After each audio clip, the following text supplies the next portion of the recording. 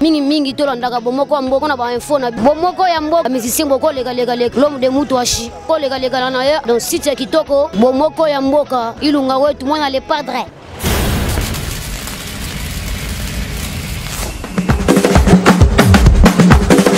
Bonjour et bienvenue dans Econet. Koffi Olomide annonce l'album de Cindy Lecœur pour 2019. Salut la famille, ici le Quadra. Je suis heureux de vous annoncer qu'aujourd'hui, 23 novembre 2017, je mixe le premier titre du futur album de Cindy Lecœur dont la sortie est prévue en 2019. Le titre c'est 10 mandats, 10 mandats. Qui veut aller loin, ménage sans monture. Le futur album de Cindy Lecœur, la sortie prévue pour 2019. On mixe aujourd'hui le premier des titres, 10 mandats. Fally Ipupa était à Bercy sous invitation de Youssou N'Dour.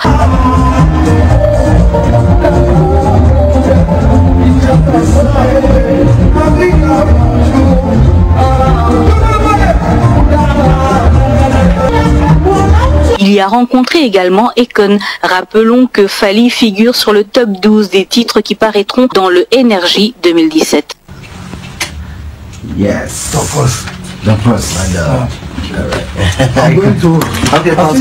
Héritier Watanabe sacré meilleure chanson avec BM aux APA Awards. Parce que ce soir je suis à Los Angeles pour les APA Music Awards, cérémonie à laquelle tu devais assister.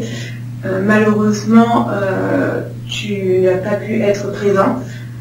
Je te présente mes condoléances et je saisis cette opportunité également pour te présenter le trophée que tu as reçu. Comme tu peux le voir, BM a été plébiscité par le public. Donc c'est la chanson de l'année.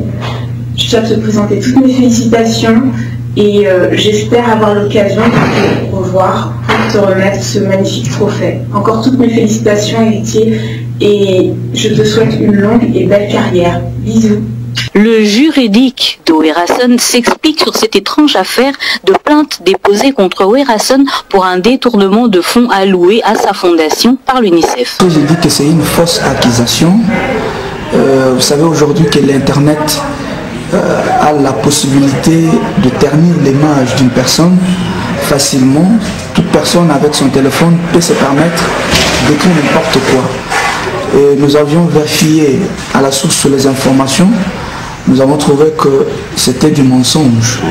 C'est quelque chose qui a été monté. L'UNICEF aujourd'hui ne reconnaît pas cette accusation-là judiciaire au niveau des Suisses. Et au-delà de tout cela, l'ambassadeur de la paix n'a jamais perçu une somme de 3 500 000 $ tel que mentionné. Et quand vous vérifiez même sur RTF, la chaîne de télévision française qui a été brandie comme étant une source de cette information, même RTS. Et la sortie de la semaine, c'est Mélodie d'amour.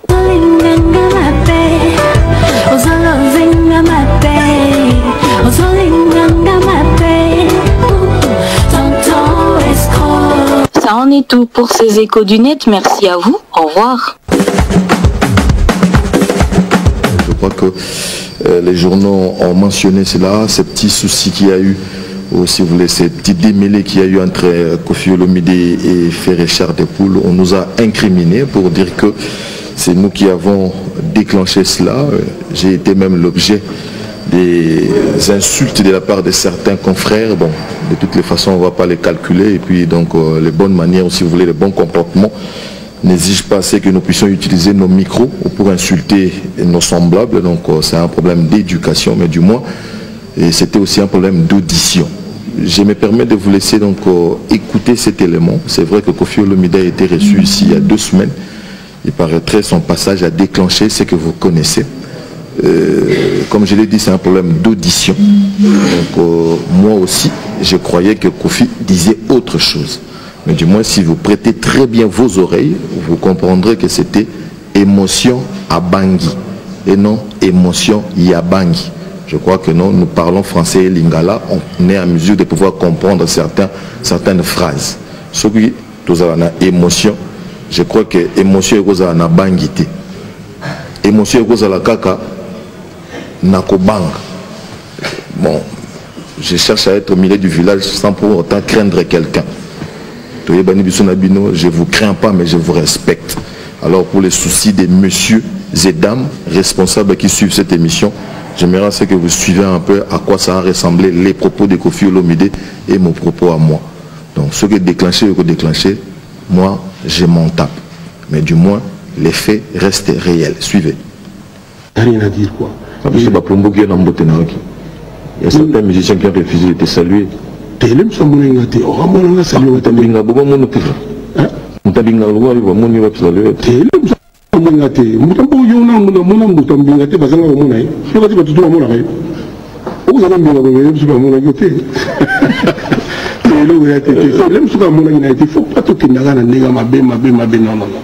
savoir que on a patron.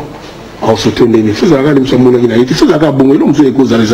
faut savoir que oui, il faut cause émotion bangi. Donc il a grave émotion bangi. Donc il a grave. Voilà, donc pour rien, je ne peux pas être donc je dirais au centre de vos difficultés auditives. Donc, si vous avez des difficultés auditives, ce n'est pas de ma faute. À tous les confrères qui cherchent des vues par rapport à cette émission, continuez parce que vous allez bouffer derrière mon dos.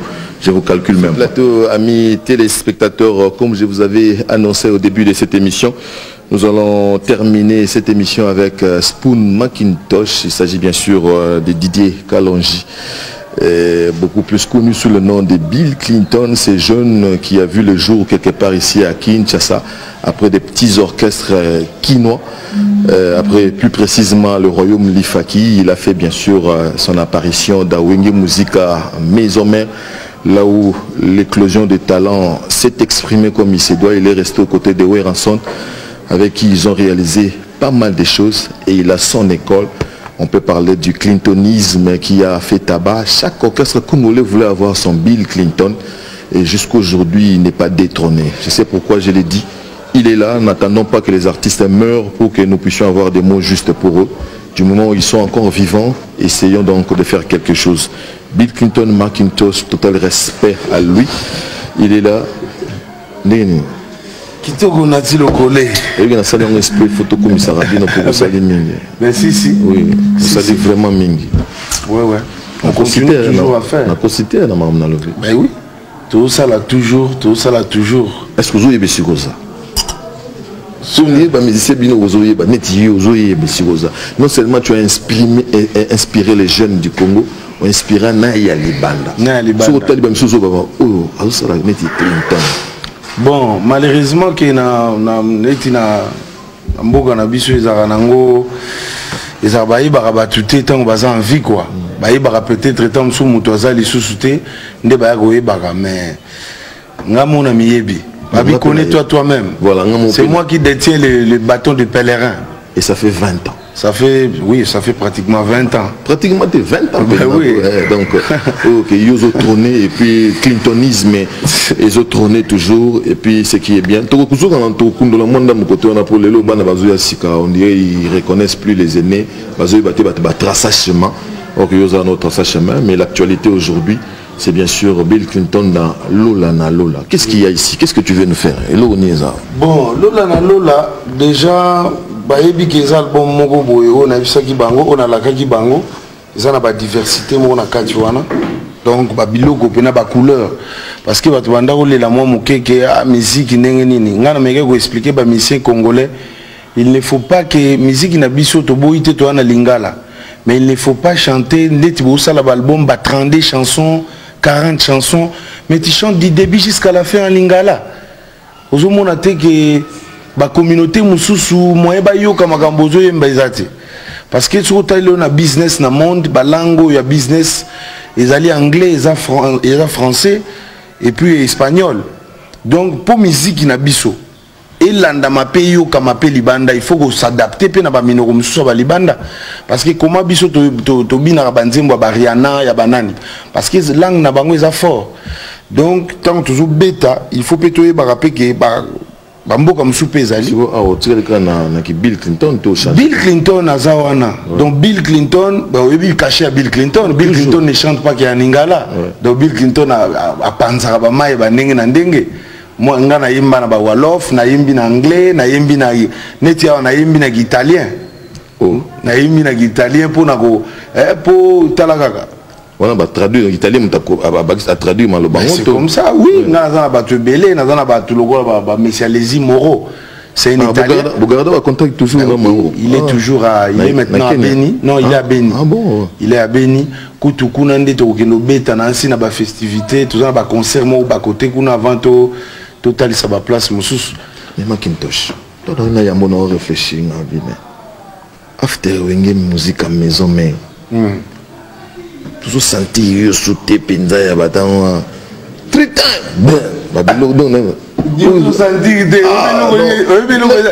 maison mérité kayo ya niveau mais yo moko skozo miteka te on dit mais ça n'est pas pour ça pour na bateau bakanga on a kisi na la forêt ou nini c'est jamais so landi mikolo po yo ebinote yo tambola kate tambola ba biso loko eza na kati ya terrain za denda ka saba simbango te wana na komona maison bang sanga kutu pe monte na ngo kota mama te obike comme loko ego denda samba si bon vraiment na ebité wana za kibota omona bambaki yango na yebaki parce que kibota babeta yango mutu tango alali osutu kaka ki te mutu asa dayaki yango nde kibota donc omona saba simbango ngande mukolo ba faire tango na kobeta kibota donc omoni tito okende décembre tito okota na baki eloko ya mbulu tito okota 2018 eza na générique moko te mpe eza na cri moko te oyo koya komeka wana parce que eza kibota bapeti ebele bameki yo mpe bameki natikelai bango mpe temps mais bato babiki bili fo yo moko mpe osalaka masolo yango mona bambi kibota wana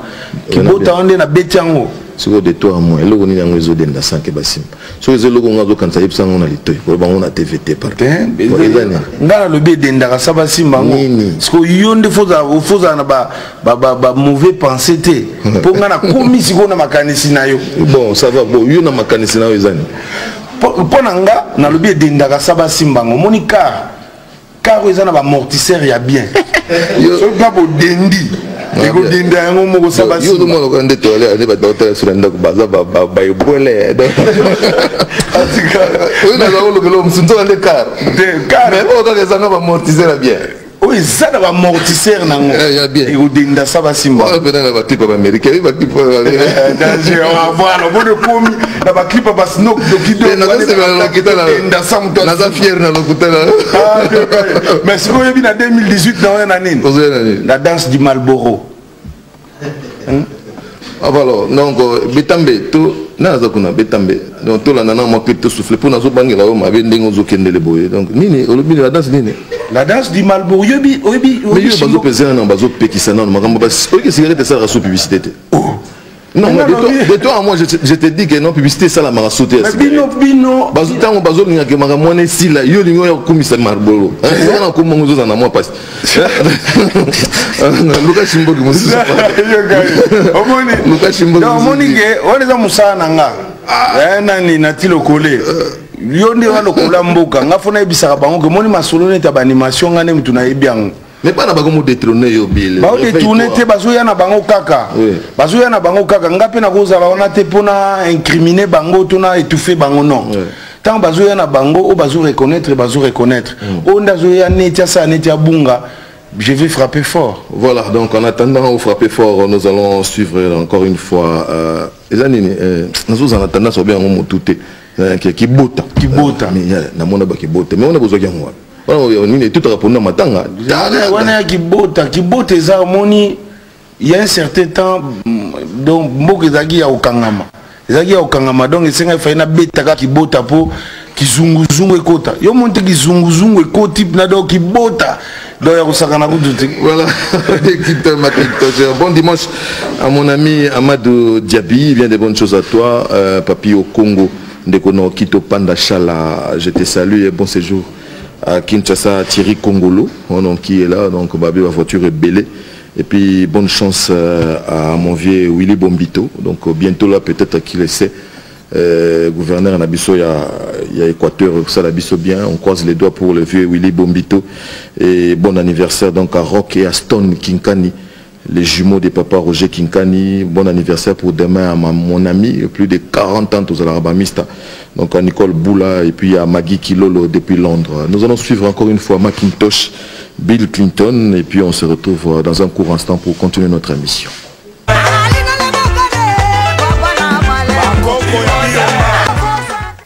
Voilà, des retours sur ce plateau. Laissez-moi vous signaler que l'album est déjà là. Lola na Lola. Donc si vous voulez avoir... Volume 1. Volume 1 sonné. Volume 1.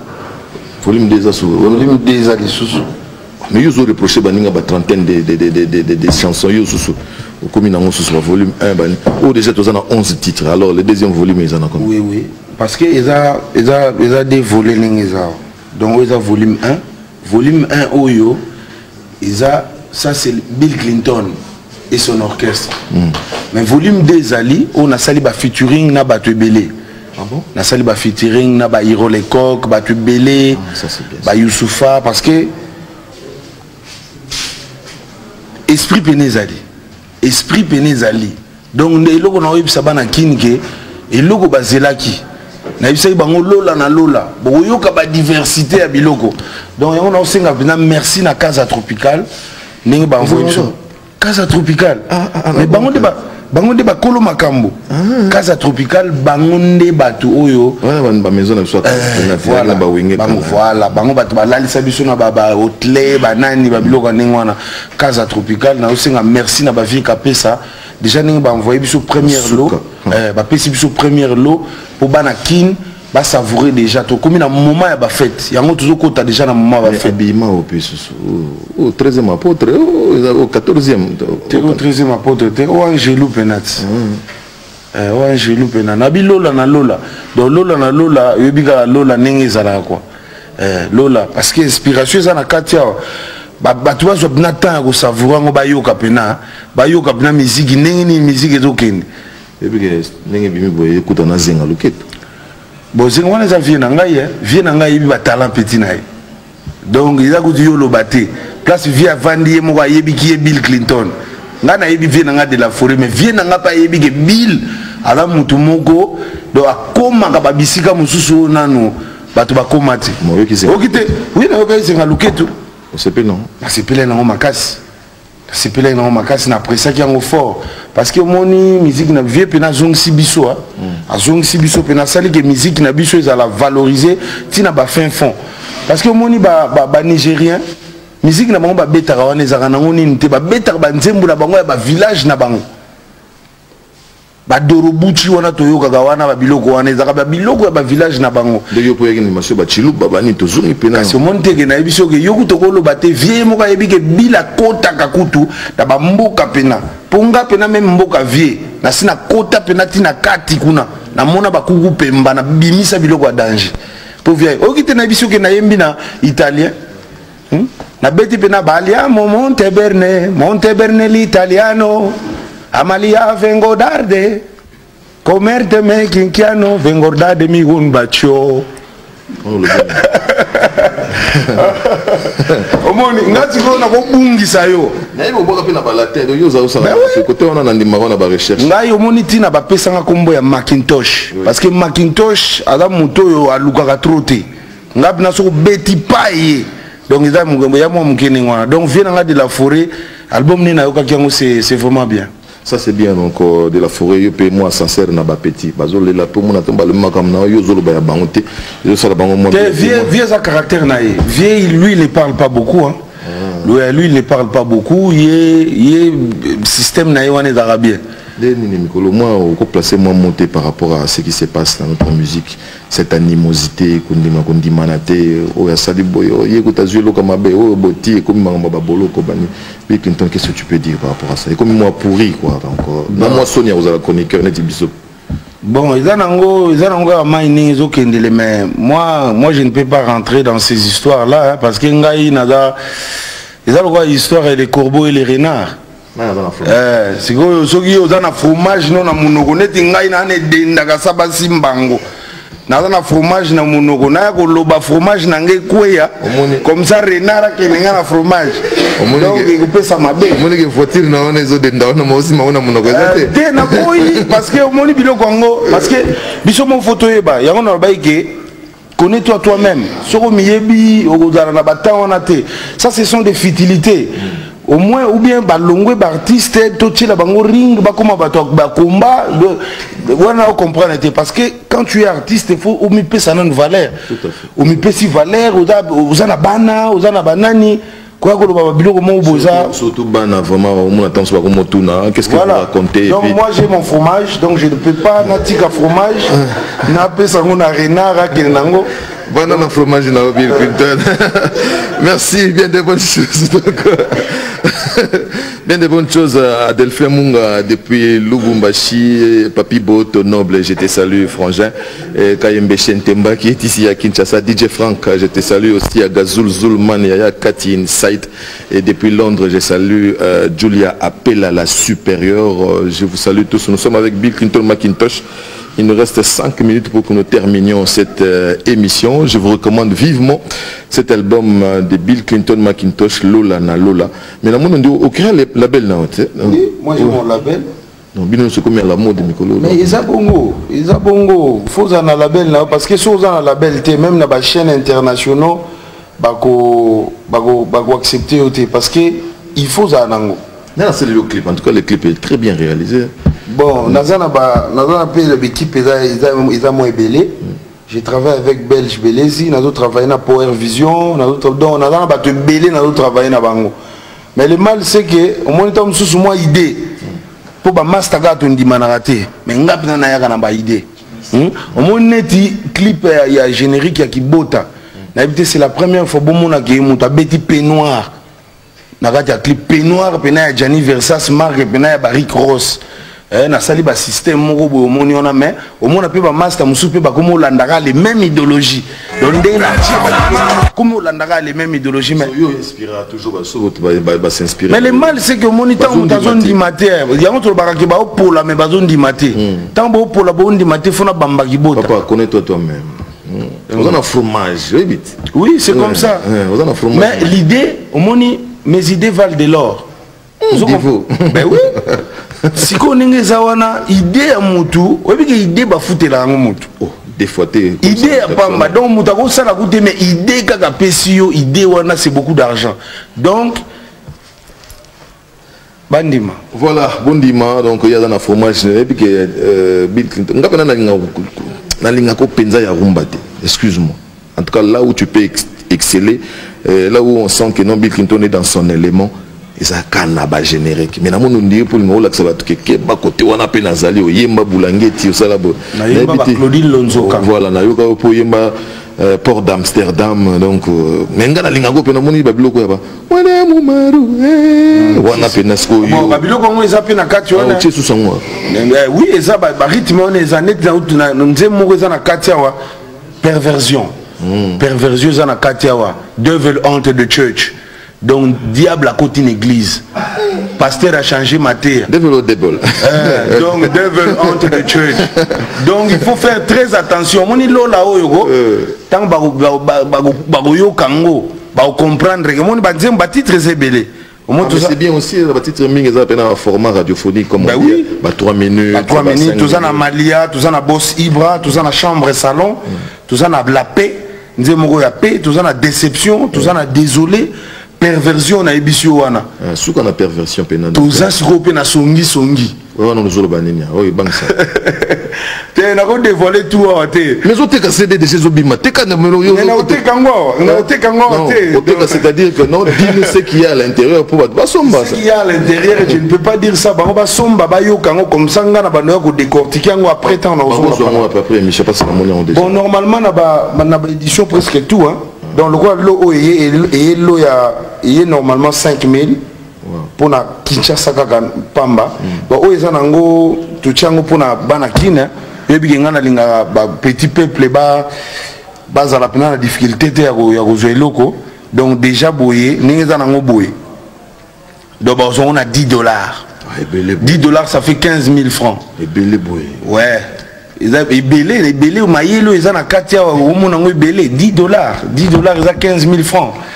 Bon, ça va totalement négocier ça. Merci Nayo Bill Clinton Macintosh Avato aussi ça n'a pas ça dernier mot Nayo. Merci à maître Christian Cicéron Bakumba. Psaume 35, on est ensemble. Never Down, Mishpa Pangasoudi, je te salue. Sans oublier Vincent Bolengue. Alors, à 15 000 francs, vous pouvez vous procurer Lola na Lola sans pour autant être au paradis. Et ça l'a vraiment bien. Donc, nous avons un souci, nous avons un songi, nous avons un paradis sur terre. Voilà, merci. Donc, merci Nayo Bill Clinton. Après ici, Tokutana dans le quartier, donc à Bandalungwa, Tokutana avec les triumvirats que vous connaissez, Eric Kassongo, bien de bonnes choses à Olivier Ndombasi, sans oublier Patrick Kimbuta, Tokutana, Tokesuna Pokémon, donc Kinko le Nagatia Kinshasa avec Maître Kazi. Merci Nayo, merci d'être venu. Normalement, jamais Nagotika Bateau va soutenir. Tout à fait. Non, Bateau va soutenir le pourvoyeur Doug Dinika, la Bossanité Boss Ibra. Boss Ibra, donc nega le bina Pokémon, bah vient avec Georges Kochi, Maître Kazi, bazana bazo soutenir Yannick Mwanga, Bakar Belé, Yannick Mwanga donc excès des cas, donc la Bossanité, bah First Class, donc Biro Mobimba, First Class Olivier Moukoko, donc la Bossanité Medio Lombi, Biro Mobimba, na moni pe les Bogar Azali, il y a pas de bim album né nansi les 15 donc il y a ça. Il y a un palais, il y a un maison, mais donc banara libumuga ramoko libumuga ramoko donc il y a pas de double face donc banaki ni bino bima solongo ninge zalaka au clip combien de chansons déjà bon clip ezali eza déjà Amalia kalaming te baozwango Amalia wana eza film wana eza clip te yo pe vendre na bisa yo monita on ko banda masolo ne di clip ya film tant ba mona idéologie na sali ba rolanda na bango mais bon na osala pe pour balanda so batunio elo ni ezo denda sans que basimba lo batelo kapem elo kapem mandeni elo kapem apeso soufflant ozo denda sans be eza biloko belé denda sa basimba yo zo ko lo biloko ngo te mais ngana pese que déjà exemple moko eza vraiment valable yo pese voiture à Snoop Dogg eza na state eza loin et bon ballon beti mazembe nenga basoki couple bi ballon wana et de next mo te so beti bo ke yango moko c'est passé sans non ba beti déjà. Merci beaucoup Bill Clinton Macintosh. Cette émission touche donc à sa fin. Si vous avez aimé, sachez-le très bien, c'est sous la supervision de tous les amis qui sont, comme le vieux Fossa Tombi ça le disait, donc les héros dans l'ombre qui ont concouru à la réussite de cette émission, l'émission des responsables, l'émission que les responsables suivent. Merci donc à Julia Pella, merci à Roger Kinkani, total respect à futur député Nabiso. Eric Mouloudiki, donc bien de bonnes choses à toi. Encore une fois, Kayembe Chentemba, je te salue. Mon ami à moi, Pichel Matalatala, Matos, Ndekona Didier, Electromas Business Guy, je te salue aussi. On se retrouve le dimanche prochain pour un autre numéro de section musique. Bien de bonnes choses à ma chérie, ma mère, ma Wendy. Je peux savoir ma chérie, bon, je vais péter nana ma chérie. Jamais na kokabona na mama bonheur wana mwasi na ngai ya libela ya vie dans jamais il y a mais nga sikoyo donc il go sala c'était provoque ça va donc papa maman na Bilnat maman na Bilian maman na Bilson maman na Believe combien belé oh combien 4 baza 4 ya suka ne bébé Bilson ah bon maintenant bien on a pas oh mais pourquoi pas bakoyemba mais faut batanga na basilisa nanu basilisa na bachiki encore mikolo comité na mona na pota tanga pour ça de les fêtes bon ba fête wana nga moi je ngana vivre na ba fête quand ça ba fête à l'occasion de rien Lola voilà. Merci, on prend ça comme dernier mot de Bill Clinton Macintosh. On se retrouve le dimanche prochain pour un autre numéro. Oh, j'ai oublié My Paris. Je te salue bébé, donc on se retrouve le dimanche prochain pour un autre numéro. Bonne chance encore une fois à mon vieux Yawili Bombito. Mbandaka wana tokozwango inshallah. Merci.